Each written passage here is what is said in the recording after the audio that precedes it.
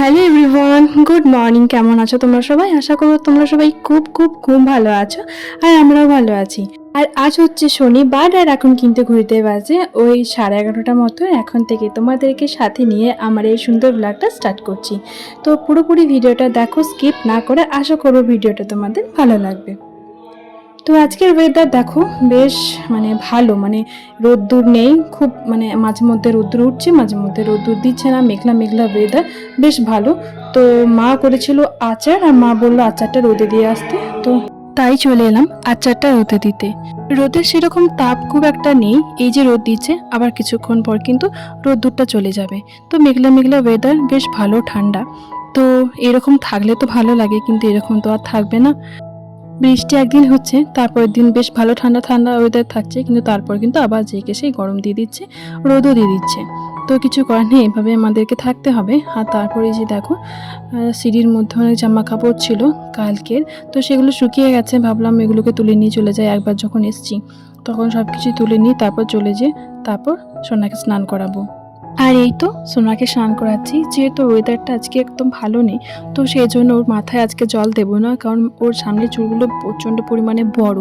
রোদ্দুর থাকলে হয়তো জল দিয়ে দিতাম, শুকিয়ে যেত, কিন্তু যেহেতু রোদের ভাবটা কম, তো মেঘলা মেঘলা ওয়েদার, সেই জন্য কিন্তু চুলটা শুকাবে না। তো সেই জন্য আমি চুলটাকে আর ভেজালাম না, পায়ে তেল মাখিয়েছিলাম, আর তারপরে এই যে স্নান করিয়ে দিলাম। সোনাকে স্নান করানো হয়ে গেছে, আর তারপরে এই যে গামছাটা এখানে এসে মেলে দিচ্ছি। দুটো গামছার কেচে দিয়েছিলাম, তো সেগুলো মেলে দেব। আর কিছু জামা কাপড় রয়েছে, এগুলো মেলতে হবে। মাসি কেচে দিয়ে গেছে, মাসির একটু শরীর খারাপের জন্য মাসি চলে গেছে, বললো আমাকে মেলে দিতে। তো আমি মেলে দিয়ে তারপর কিন্তু সোনাকে ঘুম পাড়াবো। তো ওকে খাওয়ানো হয়ে গেছে, আর আমাদেরও খাওয়া হয়ে গেছে। এখন বাজে কিন্তু প্রায় 2টোর কাছাকাছি। তো এই যে জামা কাপড়গুলোকে এখানে মেলে দেবো, সিঁড়িতে যতগুলো ধরিয়ে দেবো, তারপরে কিন্তু বাইরে দু একটা মিলবো, কারণ দেখতেই তো পাচ্ছ মেঘের অবস্থা, আর প্রচণ্ড পরিমাণে বাতাস দিচ্ছে, তো শাড়িগুলো দেখতে পাচ্ছ উড়ে যাচ্ছে। তো সেই কারণে খুব একটা দেবো না, আর অল্প কটা বাইরে দেবো, তারপরে ভেতরেও সব কিছু ধরিয়ে দেবো। এই যে মায়ের শাড়িটা মিলে দিলাম, একটু পরেই আমাকে তুলে নিতে হয়েছিল, তোমরা বুঝতে পারবে বিকালবেলায় কী পরিমাণ মেঘ ধরেছিল। তবে যে পরিমাণ তাপ আছে সেই পরিমাণ কিন্তু জামা কাপড়গুলো ভালো মতো শুকিয়ে যাবে। হয়তো মোটা জিনিসগুলো শুকাবে না, কিন্তু মায়ের শাড়িটা কিন্তু ভালো মতো শুকিয়ে যাবে। আর এই যে সোনার জামাগুলো এখানে একটু মিলে দিচ্ছি, এখানে প্যান্ট, তারপর ওর জামা সমস্তটা এখানে মিলে দেবো। ওর জামাগুলো যেহেতু ছোট ছোট, তো সেই জন্য না বাইরে আর মেলবো না, কারণ জামাগুলো যে উড়িয়ে নিয়ে যে কোথায় ফেলবে তার ঠিক ঠিকানা নেই। তো সেই জন্য এখানে মিলে দিলাম। চলো এরপর আমাদের জামাগুলো এখানে মিলে দিই।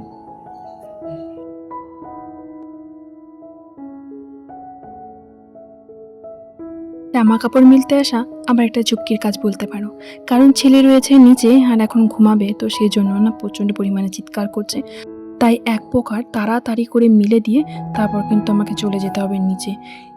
আর এই যে আমার জামা কাপড় মেলা কিন্তু ডান, দেখতে পাচ্ছ এখানে সমস্তটা দিয়ে দিয়েছি। আর উপর তারে যে মায়ের শাড়ি, ছেলের গামছা, আর এইদিকে ছেলের কয়েকটা জামা, সব কিছু এখানে মেলে দিয়েছি। আর দরজাটা খুলে রাখবো, তাতে করে এই জামা কাপড়গুলো হাওয়াতে একটু শুকিয়ে যাবে। আর এই যে ঘুম পাড়িয়ে দিয়েছি, অনেক কষ্ট করে ঘুমিয়েছে বেচারা। তো এই যে এসিটা চালিয়ে দিয়েছি, একটু ঠান্ডা ঠান্ডা ওয়েদার, তাও একটু ঘরগুলো গরম গরম, তো সেই জন্য এসিটা চালিয়ে দিলাম। আর এই যে লাইটটা বন্ধ করে দেবো।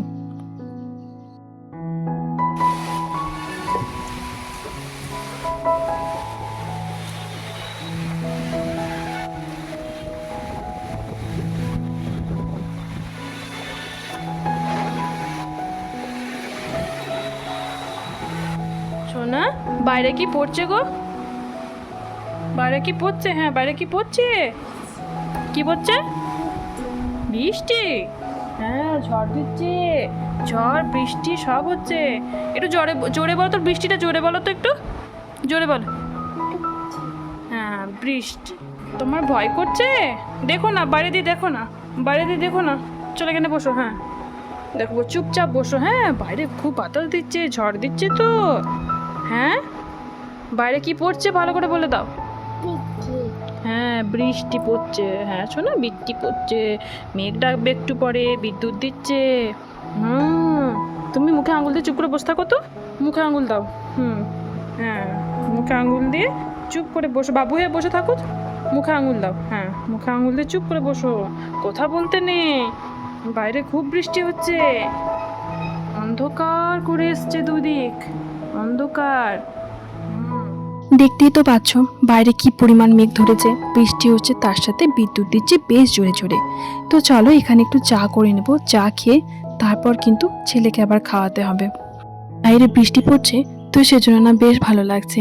এত সুন্দর বৃষ্টি হচ্ছে আর এই জানালা দিয়ে মাঝে মধ্যে এত সুন্দর বাতাস আসছে না, যে কি বলবো।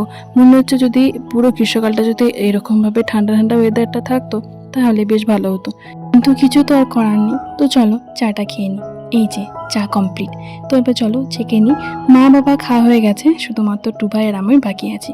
তবে চলো দুজনে মিলে বসে বসে গল্প করতে করতে চাটা খেয়ে নিই। এখন হয়ে গেছে রাত্রি 9টা। তো বাবা বললো কি আজকে যেহেতু ওয়েদারটা ঠান্ডা ঠান্ডা, তো সেই জন্য বললো যে লুচি খাবে। তো সেই জন্য মাতার আমিতে দুজনে মিলে লুচি ভাজতে লেগে পড়েছি। মা ওইদিকে বেড়ে দিচ্ছে আর আমি এদিকে একটা একটা করে ভেজে নেব।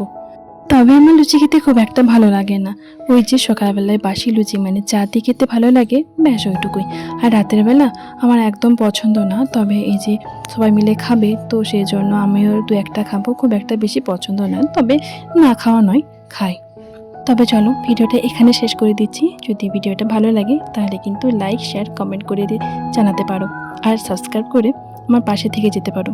নতুন নতুন ভিডিও তোমাদের উপহার দেব।